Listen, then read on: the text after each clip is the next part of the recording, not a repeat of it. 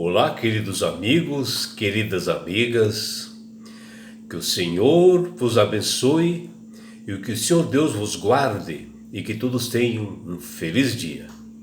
Vamos estudar a lição e hoje, terça-feira, 5 de setembro, a lição 11, ela tem como título Escravidão no Templo de Paulo. A lição de hoje está baseada no livro de Efésios, capítulo 6, versículos de 5 até 9, Colossenses, capítulo 3, versículos 22, Colossenses, capítulo 4, versículos 1, 1 Coríntios, capítulo 7, versículos de 20 a 24, e 1 Timóteo, capítulo 6, versículos 1 e 2. E aqui o apóstolo Paulo, ele envia cartas, ou epístolas a senhores e escravos cristãos que se encontravam nessas cidades, como Éfeso, Corinto e Colossos, mencionando como eles deveriam se portar, diante dessa situação de escravidão que na época de Paulo existia. E os escravos da época do apóstolo Paulo, eles não eram assim considerados assim cidadãos, E a função deles era apenas trabalhar e servir aos seus senhores. E o apóstolo, na contramão desse sistema romano, que mandava na época, ele sonhava com uma sociedade assim sem discriminação, onde todos fossem irmãos, tivessem direitos, e deveres, pois para ele não havia lugar para a escravidão em uma comunidade cristã.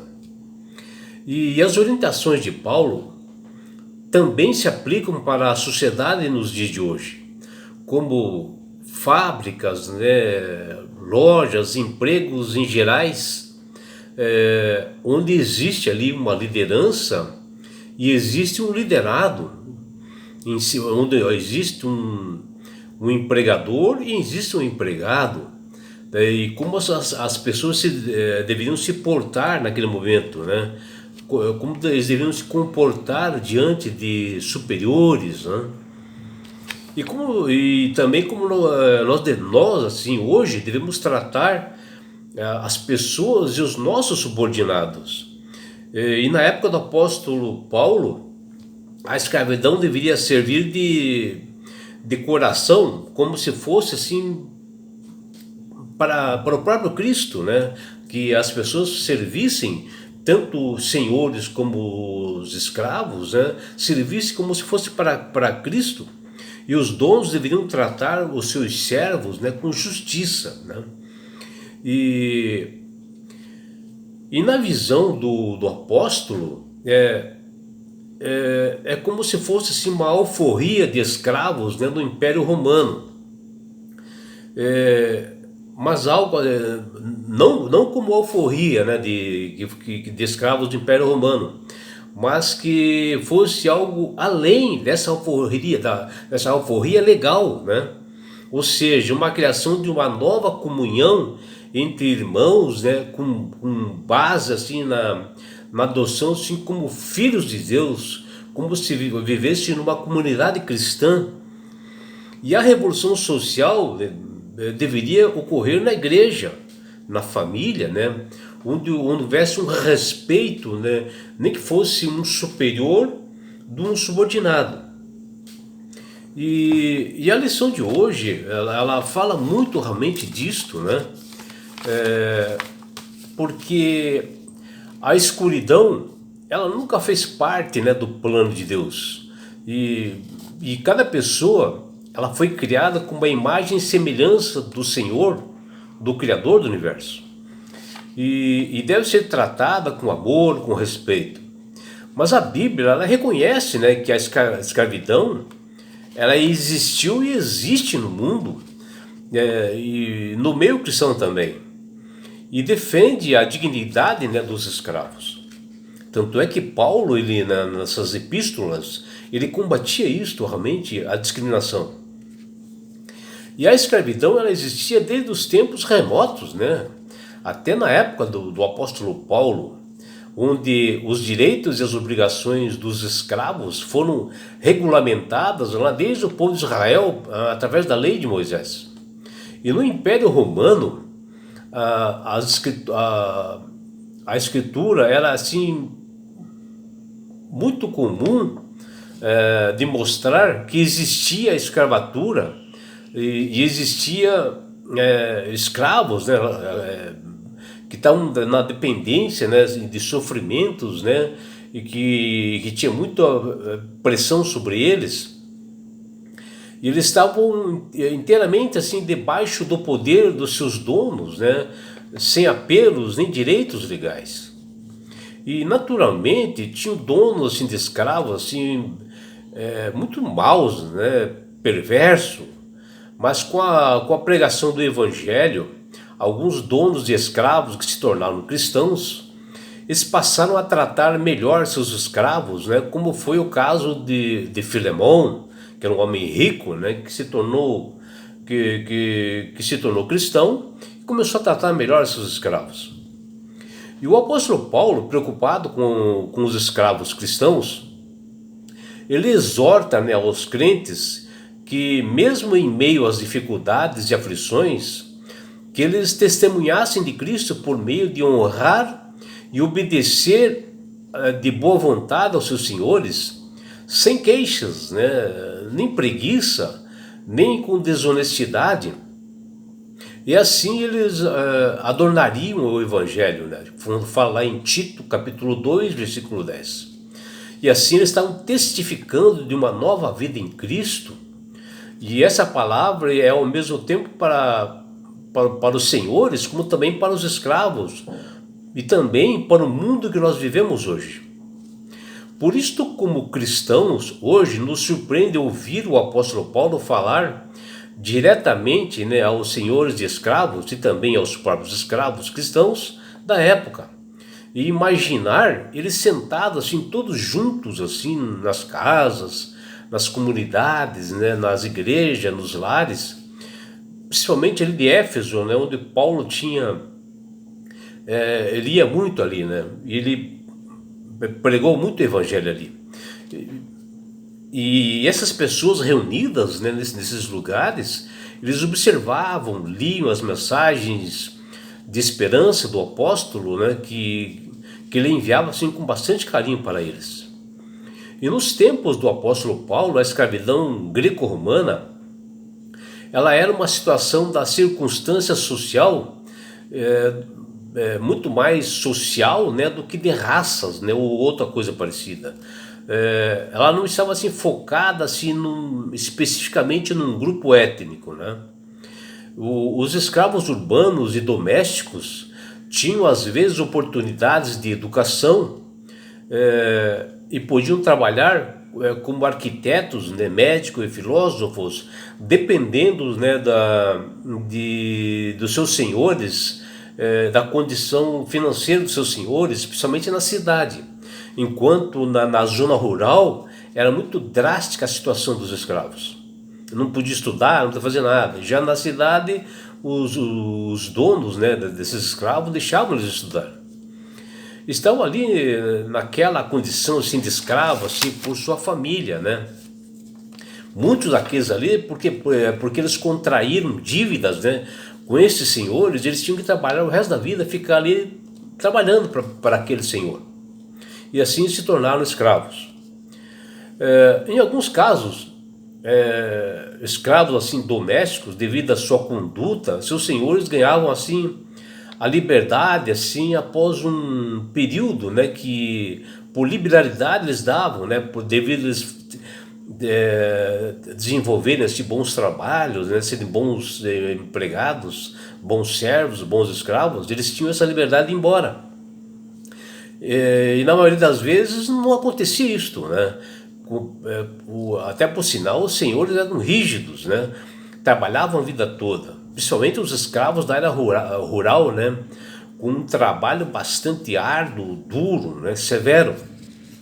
E para observar, né, a diferença que existia, a desumanidade que ocorria em algumas versões, né, que mostra na Bíblia recentes, traduz o termo grego de doulos para escravos, e em Efésios 6, 5, 8, como servo que eram escravos cristãos, onde nós vemos assim, onde eles tinham assim, atitudes assim, menos severas quando eles encontravam assim, seus senhores cristãos, né? Mas a maioria tinha uma dominação dura, e principalmente na época de Paulo, né, experimentavam situações bastante ruins, né? E os escravos eram obrigados a servir ao seu senhor de todas as formas, né? E estavam sujeitos ao poder quase ilimitado do seu senhor, e de que eles eram propriedades daquele senhor, né? Como um produto, bem como sim a sua família, toda ela era escrava daquele senhor. E o clamor do escravo, por exemplo, que aparece na Bíblia de Públio Ciro, ele é assustador. Ele diz que, olha o que ele diz, esse escravo, né, o Públio Ciro: é lindo morrer em vez de ser humilhado como escravo. Triste, né, meus amigos?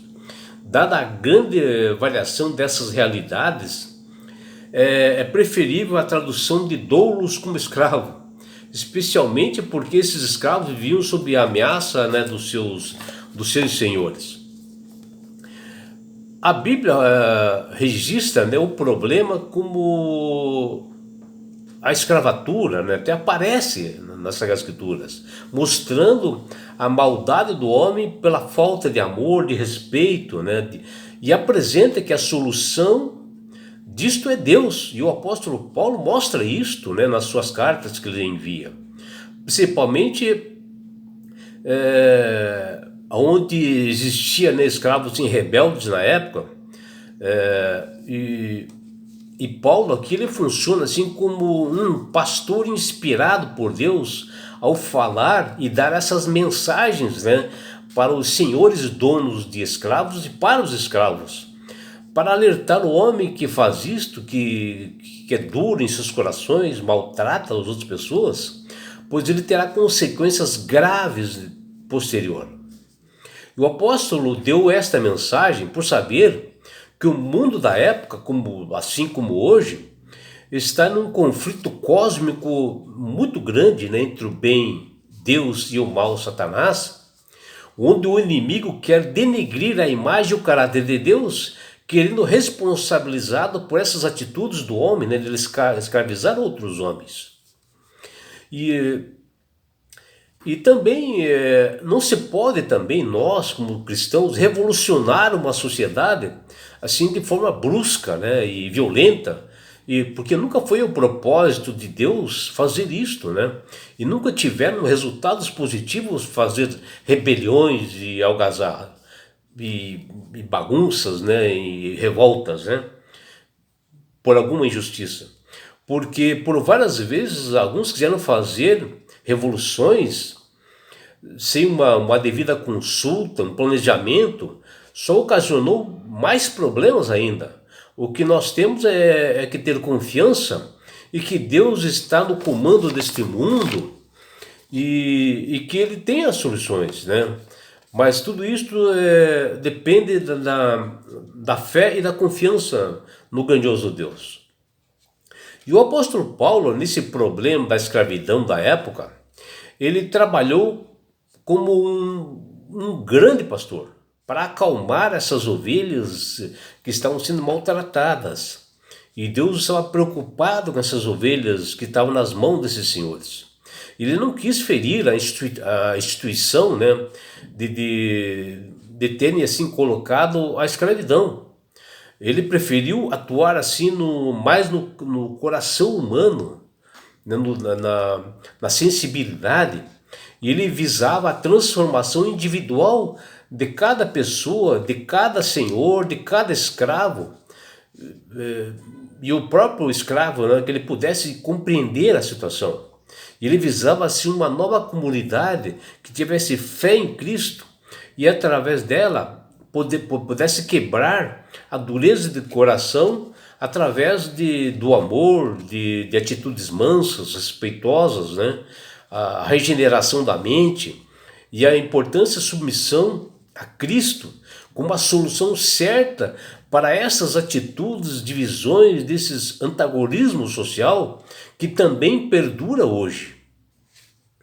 Paulo, como uma pessoa consagrada a Deus, ele não abordou a escravidão como ele sendo um reformador social. Não, de forma nenhuma. Ou talvez um revolucionista. Não. Mas como um verdadeiro cristão, uma pessoa temente a Deus, um pastor que aconselha os crentes a buscarem a instrução divina, de como devem lidar com essas realidades, tanto da época como escravidão, como também nos dias de hoje.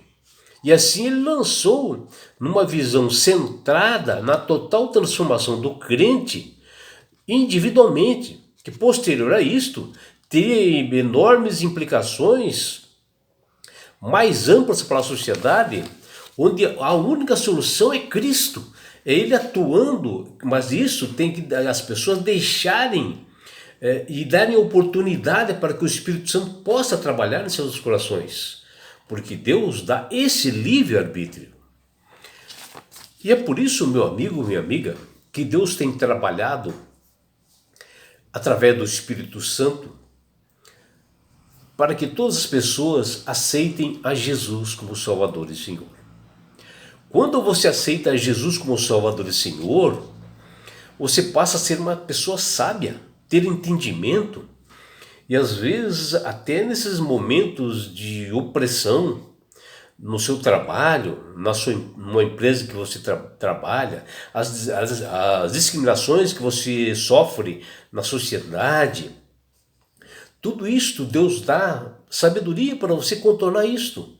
Porque a partir do momento que o Espírito Santo começa a trabalhar na tua mente, você começa a manusear melhor as escrituras, e isto vai trazendo paz no seu coração, tranquilidade para você resolver esses problemas e ter umas atitudes mais brandas mesmo diante das aflições. E não é só isso, meu amigo, minha amiga. Quando você aceita Jesus como Salvador e Senhor, você ganha de Deus esse presente que chama-se salvação. E com isto, Jesus vai levar-te para as mansões celestiais. Num lugar, meu amigo, minha amiga, que não há mais morte, mais dor, mais escravidão, mais aflições. E sabe por que Deus quer fazer isto com você, meu amigo? Com você, minha amiga? Porque Jesus te ama. Abraços do seu amigo João Carlos Amorim.